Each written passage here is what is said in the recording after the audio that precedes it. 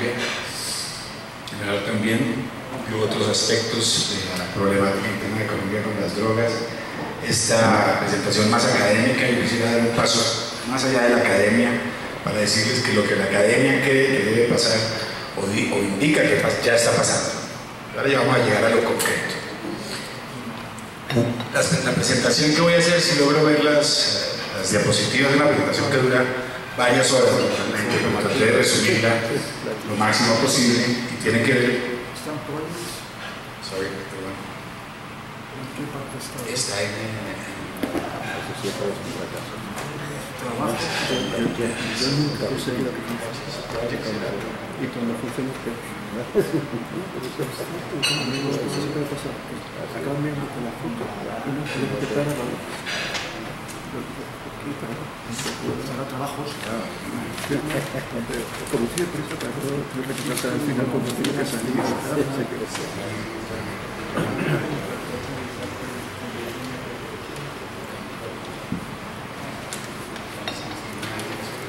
Esto era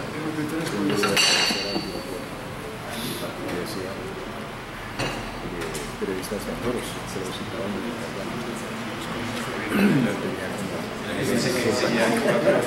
nadie sabe para qué trabaja. Es una persona impresionante que además el esfuerzo de comparar todos esos temas.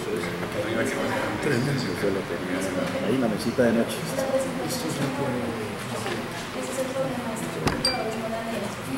Entonces, bueno, no digamos eso. Tranquilo, porque cada uno te preocupa. ¿Qué hemos roto? ¿Qué hemos roto? Bueno, ¿qué hemos roto? A pesar de que las gráficas sí son importantes porque nos dan una indicación de la proporción de lo que vamos a hablar ahora, desconocida por muchos, por demasiados, yo creo que por la gran mayoría. Yo quisiera comenzar por lo que siempre hago en mis presentaciones, es tratar de romper algunos paradigmas de siglo a siglo para poder entender la dinámica de lo que pasa hoy en día. Creo que ha habido una evolución muy grande del planeta desde los años 90, llevamos 26, 27 años desde la caída del muro de Berlín, donde pasamos de un orden bipolar, Unión Soviética, Occidente, relativamente organizado, durante el cual la mayoría de nosotros vivimos, ¿no es cierto? Lo que estamos aquí, yo personalmente soy modelo 63, la mayor parte de mi vida me tocó decidir entre los soviéticos y Occidente, ¿no es cierto? Y ahí empezaron a dividirse, a crearse ciertos paradigmas propios al siglo XX, que creo que tenemos que dejar atrás para entender lo que está pasando hoy en día. El siglo XXI, 27 años desde la caída del muro de Berlín, se rompe el orden internacional. Es como un temblor al orden internacional que crea una serie de movimientos tectónicos de reacomodación de los países en una nueva lógica que esperaba ser originalmente unilateral y unipolar con Estados Unidos adelante, pero que por varias circunstancias durante la última década del siglo pasado se convirtió en multipolar y en caótica. Si ustedes ven, a pesar de que Estados Unidos en el año 2000, después del gobierno de Bill Clinton, llega con $3 trillones de superávit, ha descuidado en gran parte su política exterior. Ha descuidado en gran parte, se crea en 1990, se crean órganos como el Foro de Sao Paulo en América Latina para tratar de contrarrestar los efectos de la caída del muro de Berlín y de la financiación soviética de los países prosoviéticos en la época. Bin Laden comienza desde 94 a entrenar pilotos en Estados Unidos para que en el 2001 haya un atentado a las Torres Gemelas. Chávez entra en el 98, Correa entra en el 99.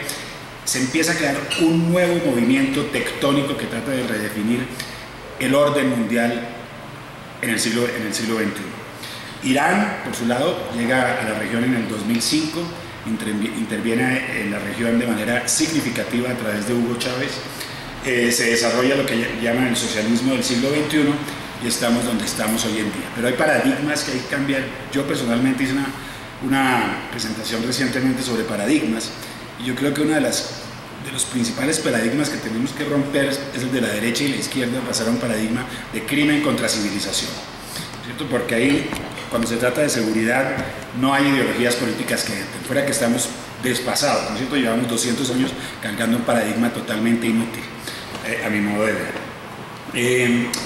Después de trabajar 30 años con Naciones Unidas, estaba en Etiopía, vi en un momento dado que lanzaban un proceso de paz en Colombia, habiendo trabajado en Irak, conocía bien la región, y yo que hay algo extraño porque hay estos movimientos que... Otro paradigma que tenemos que romper, que las cosas siempre son iguales, las cosas no son iguales. Si hace 30 años la mafia de la droga podía comprar la deuda externa de Colombia, hoy en día puede comprar a Colombia, sus instituciones, ¿sí? Parte de su empresa privada tiene esa capacidad. El crimen organizado y el crimen transnacional organizado, que tú mencionaste muy bien, es un hecho, es una de las 3 prioridades principales de seguridad a nivel internacional. 1, nuclear; 2, terrorismo; 3, crimen organizado, e interconectados, obviamente, porque no se pueden separar. Yo salté el día que, primero que todo, que vi una película que se llamaba La amenaza iraní, en Univisión, pero también cuando vi una anécdota de que los Zetas habían sido contratados por Hezbollah, ¿sí? El grupo del sur del Líbano, el brazo derecho de Irán, para atacar al embajador de Arabia Saudita en Washington. ¿Sí? ¿Qué es esto? ¿No?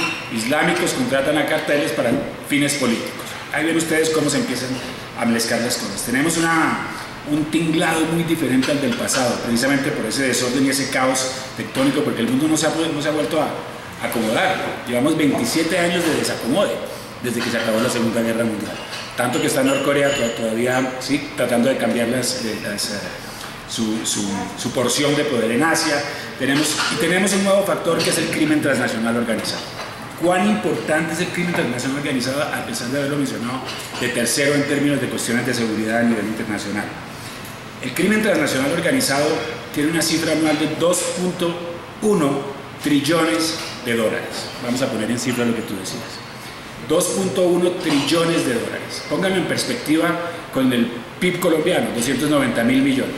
7 veces el PIB de Colombia, ¿sí? 2.1 trillones de dólares. Piensen en la crisis financiera del 2008, donde a Barack Obama le tocó invertir $1 trillón y casi lo matan, ¿no es cierto? Y lo dudaban. Eso fue una vez en el 2008. Estamos hablando de 2.1 trillones anuales.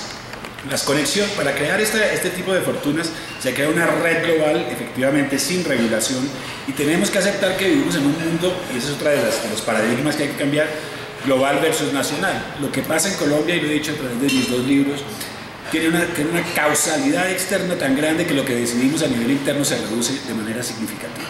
Los intereses externos que hay en Colombia y este mundo global que llega a América Latina de manera relativamente tardía.